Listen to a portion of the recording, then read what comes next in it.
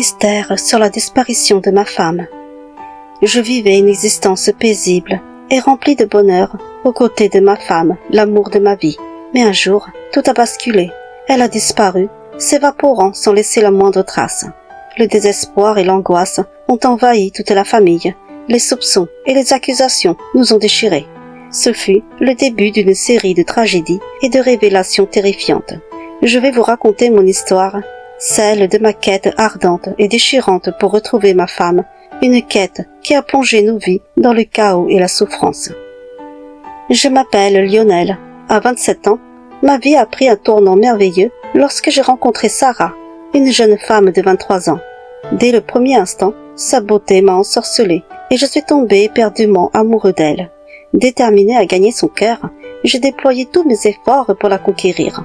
Après des mois de persévérance et d'espoir, elle a finalement accepté de sortir avec moi. Et 1 an plus tard, nous nous sommes mariés. J'étais tellement jaloux et l'idée de voir ma femme en compagnie d'autres hommes m'était insupportable.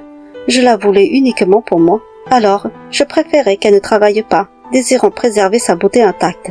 De plus, mon salaire était amplement suffisant pour subvenir à nos besoins. Chaque soir, je ressentais une immense joie en la retrouvant, éblouie par sa beauté dont je me lassais jamais. Elle m'avait demandé une voiture pour pouvoir faire ses courses seule, mais j'avais refusé, car je voulais toujours l'accompagner partout où elle souhaitait aller. Lors de nos sorties, je lui confiais ma carte bancaire, lui laissant la liberté de dépenser comme bon lui semblait. Mon seul désir était de la voir heureuse et de m'assurer qu'elle ne manque de rien. Pendant 1 an, notre couple a vécu une harmonie parfaite, ma femme me comblant de bonheur chaque jour. Cependant, un soir, en rentrant à la maison, je ne la trouvais pas. D'habitude, son sourire radieux m'accueillait à la porte. Pris d'inquiétude, j'ai fouillé toute la maison, mais elle était vide. Il me semblait inconcevable qu'elle soit sortie sans me prévenir. Alors j'ai appelé toutes nos connaissances, mais personne ne l'avait vue. Paniqué, j'ai contacté ses parents, espérant qu'elle leur ait rendu visite, mais eux non plus ne l'avaient pas vue. Sans voiture, elle ne pouvait pas être allée bien loin. Alors j'ai parcouru la ville à sa recherche, le cœur battant à tout rompre, mais en vain. Il n'y avait aucune trace d'elle. Désespéré et le cœur lourd, j'ai fini par me présenter au commissariat pour signaler sa disparition, espérant qu'elle pourrait m'aider à retrouver ma femme. Après avoir tout expliqué à la police, ils m'ont posé de nombreuses questions et je leur ai fourni une photo de ma femme. Des policiers m'ont accompagné chez moi pour chercher d'éventuels indices, mais toutes ces affaires étaient là, sans aucune trace d'effraction ni de lutte. Le lendemain soir, ma femme était toujours portée disparue. J'ai alors prévenu toute notre famille de sa disparition. La police m'a convoqué pour un autre interrogatoire, me considérant comme un suspect potentiel. Cependant, après avoir vérifié mon emploi du temps et appelé mon travail, ils ont confirmé que j'étais bien à mon poste ce jour-là. Les jours passaient et toute la famille vivait dans l'angoisse de recevoir une terrible nouvelle. La police n'avait aucune piste et l'enquête piétinait. Au début, ma belle famille me soutenait et m'aidait dans mes recherches, mais peu à peu, les langues se sont déliées. Ma femme s'était souvent plainte à certains membres de sa famille. C'est pourquoi certains ont commencé à me tenir responsable de sa disparition. Ils disaient qu'elle était sûrement partie à cause de moi, parce que j'étais trop possessif et que je ne lui laissais pas assez de liberté. Certains ont même affirmé que si je lui avais acheté une voiture, elle n'aurait pas fait de mauvaises rencontres en sortant faire des courses. D'autres imaginaient le pire, insinuant que c'était peut-être moi qui l'avais fait disparaître. Les ragots ont envahi mon quotidien, provoquant des disputes au sein de la famille. Tout le monde me pointait du doigt, incapable de comprendre ma douleur et mon désespoir. Ceux qui ne m'appréciaient pas ont commencé à répandre des rumeurs malveillantes, prétendant que je n'étais pas une bonne personne. Malgré mes tentatives désespérées de convaincre tout le monde de mon amour et de mon incapacité à faire de mal à ma femme, je voyais la méfiance grandir dans leur regard. Mon cœur se serrait chaque fois que je me sentais jugé et mal compris, transformé en suspect aux yeux de ceux qui auraient dû me soutenir. Un soir, mon beau-père m'a convoqué chez lui, devant toute la famille réunie, et m'a demandé de raconter encore une fois, en détail, comment Sarah avait disparu. Après m'avoir écouté, il a déclaré qu'il ne croyait pas un mot de mon histoire. Pour lui, c'était clair.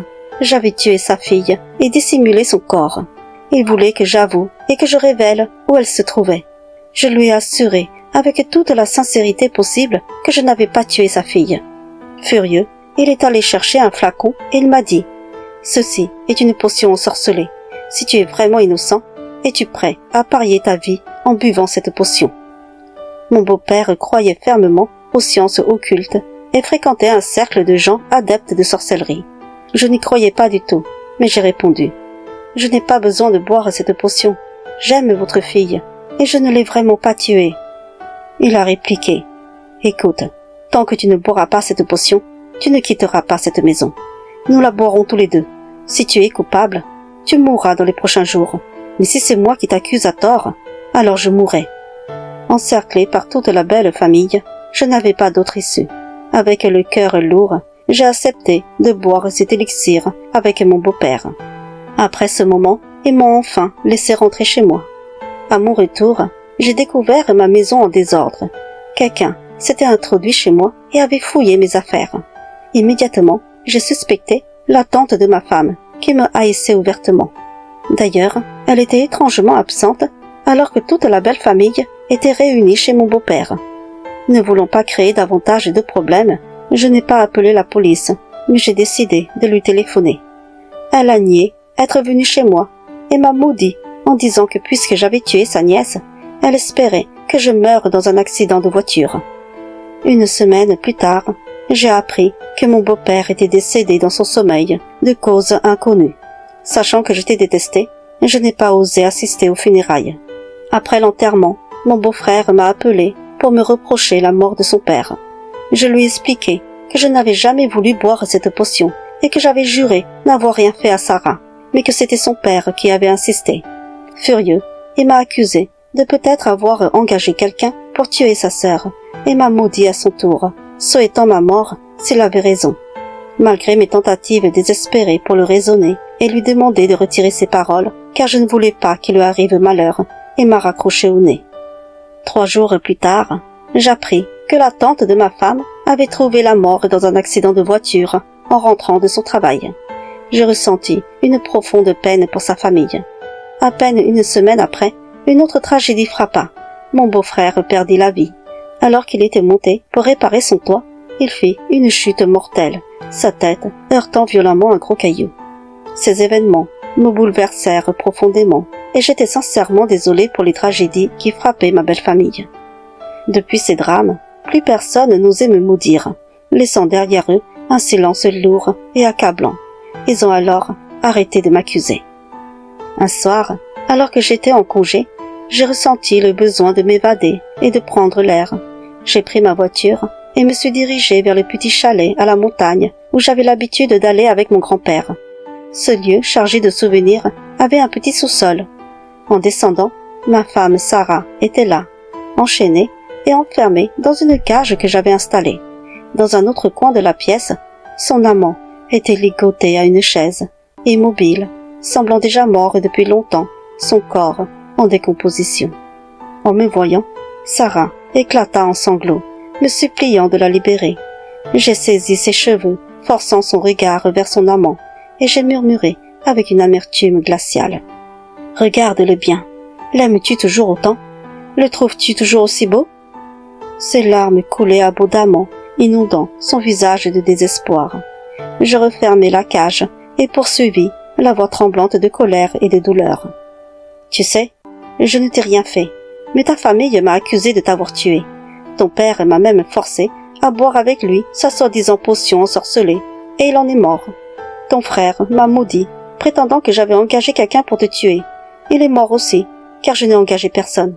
Et ta tante bien-aimée, elle souhaitait ma mort dans un accident de voiture, mais c'est elle qui en a été victime. » Sarah, dévastée, se mit alors à crier, se tenant la tête entre les mains.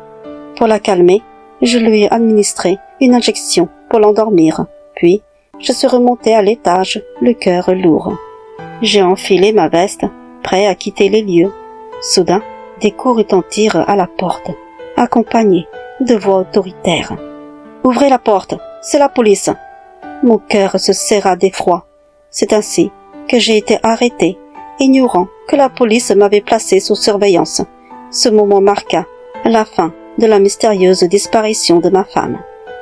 Aujourd'hui, cela fait 3 ans que j'ai été libérée pour bonne conduite.